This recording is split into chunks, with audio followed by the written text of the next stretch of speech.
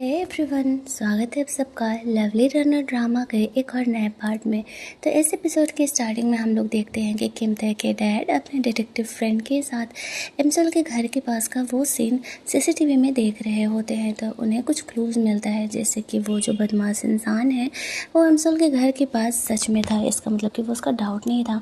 साथ ही में वो 15 मिनट में कहीं आ करके गया है, आसपास में एटीएम है या फिर वहाँ पर कुछ शायद और काम होता है, उसी के शॉप के आसपास वो हो सकता है। वो लोग को और भी काफ़ी सारे क्लूज हाथ लगे थे और साथ ही में उसे पता चलता है कि उस इंसान ने एनिमल्स को देने वाला एनेस्थीसिया भी खरीदा है। इट मीन्स कि वो नया क्राइम प्लान कर रहा है।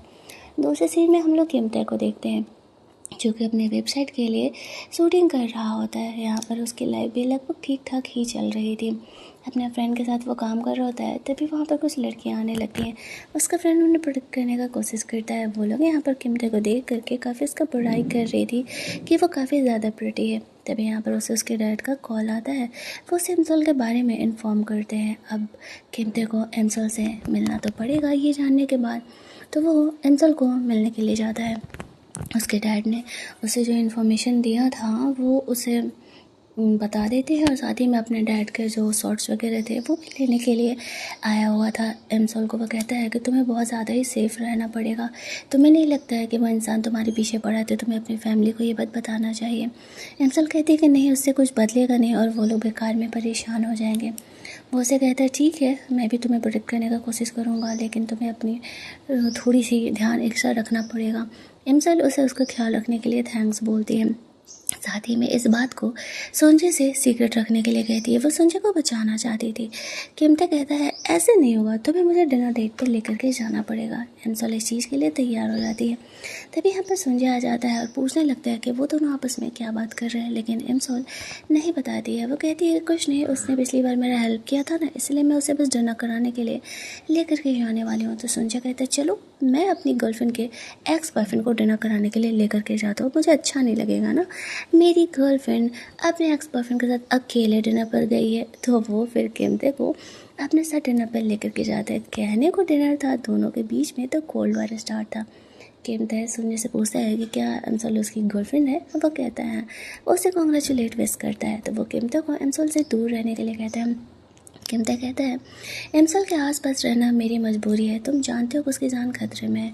संजय से पूछता है कि आखिरकार तुम लोग क्या बात कर रहे थे, एमसोल ने तुम्हें क्या सीक्रेट रखने के लिए बोला है।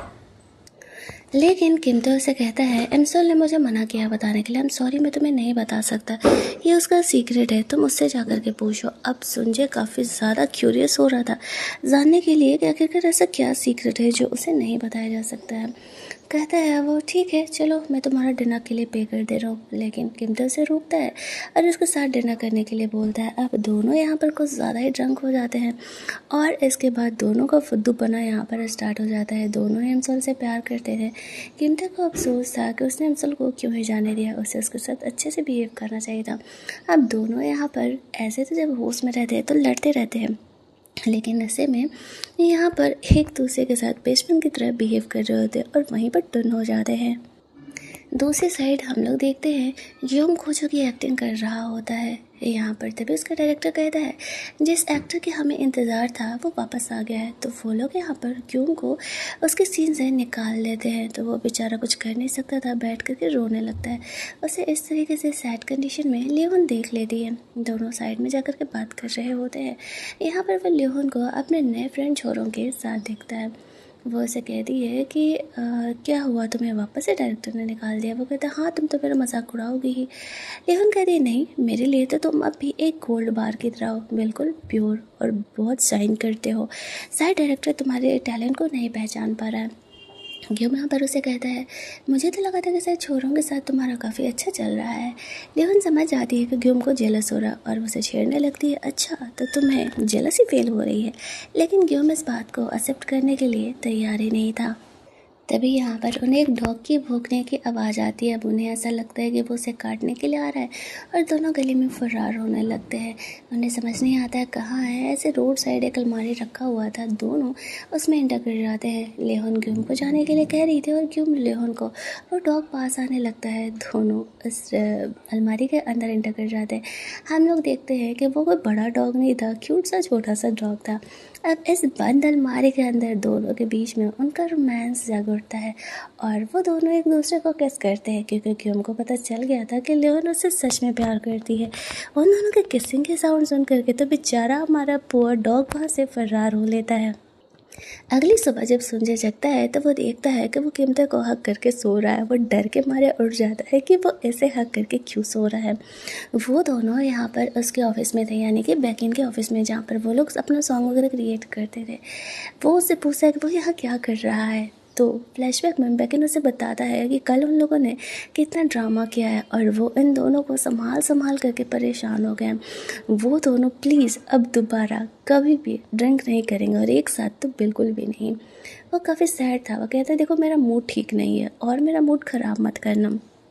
फिर यहाँ पर कीमते सबके लिए नूडल्स बना रहा होता है। नूडल्स बनाने के बाद वो संजय को भी ऑफ़र करता है।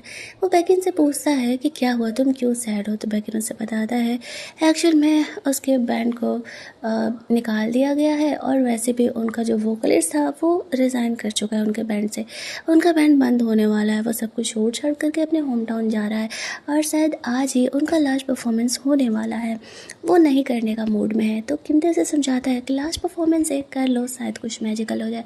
देखो मैं गाना तो नहीं गा सकता, लेकिन हाँ मैं प्रिटी दिखता हूँ और शायद मैं तुम्हारा हेल्प कर सकता हूँ, तुम्हारे लिए ऑडियंस जमा हो सकती है। तो यहाँ पर उसे वो आइडिया काफ़ी सही लगता है और वो इस चीज़ के लिए तैयार हो जाता है। दूसरी साइड हम लोग उस किडनैपर को देखते हैं जो कि उस पुलिस ऑफिसर ने डिसाइड किया था वो वहीं पर था। वो एनेस्थीसिया लेकर के रात के अंधेरे में वापस से बाहर निकल रहा होता है। तभी वो दोनों पुलिस ऑफिसर्स आकर के उसे पकड़ लेते हैं। ये बात एम्सल को वो लोग बताते हैं कि उन लोगों ने उसे पकड़ लिया। वो ये सुन करके काफ़ी खुश रहती है। उसे लगने लगता है कि शायद उसने अपना फ्यूचर बदल दिया है। अब वह संजय के साथ काफ़ी लॉन्ग टाइम तक रह सकती थी। वह संजय को ये बात बताना चाहती थी। उसे संजय का मैसेज आता है कि वो बैकिन का लास्ट परफॉर्मेंस देखने के लिए जा रहा है, वो भी वहीं पर आ जाए। दूसरी साइड हम लोग पुलिस ऑफिसर्स को उन्हें लेकर के जाने के लिए देखते हैं। इट मीन्स कि कुछ तो गड़बड़ होने वाला है। इधर एम्सोल वहाँ पर लास्ट परफॉर्मेंस के लिए पहुँचती है। वहाँ पर कीमते भी था और संजय भी। संजय ने यहाँ पर वोकलिस्ट बनने का डिसाइड किया था। ये बात एम्सल को पता नहीं था कि संजय यहाँ पर गाना गाने के लिए आने वाला है। और हम लोग देखते हैं कि यहाँ पर इनका लास्ट शो देखने के लिए यहाँ पर जे&डी कंपनी का CEO किम भी आता है। यानी कि संजय की किस्मत यहाँ पर वापस से बदलने वाली है। संजय यहाँ स्टेज पर गाने के लिए आता है। एम्सल को तो पता नहीं था। संजय यहाँ पर वही सॉन्ग आता है जो कि उसने एम्सल के लिए क्रिएट किया था। सब कुछ काफ़ी अच्छा चल रहा था। एम्सल ये सॉन्ग एंजॉय कर रही होती है और किम काफ़ी प्यार से एम्सल को देख रहा होता है। वो संजय को ये गुड न्यूज़ यहाँ पर देने के लिए आई थी कि उस बदमाश को उन लोगों ने पकड़ लिया है, यानी कि अब उन्हें डरने की ज़रूरत नहीं है। वो फ्यूचर में जाएगी भी तो भी वो दोनों साथ ही रहने वाले हैं।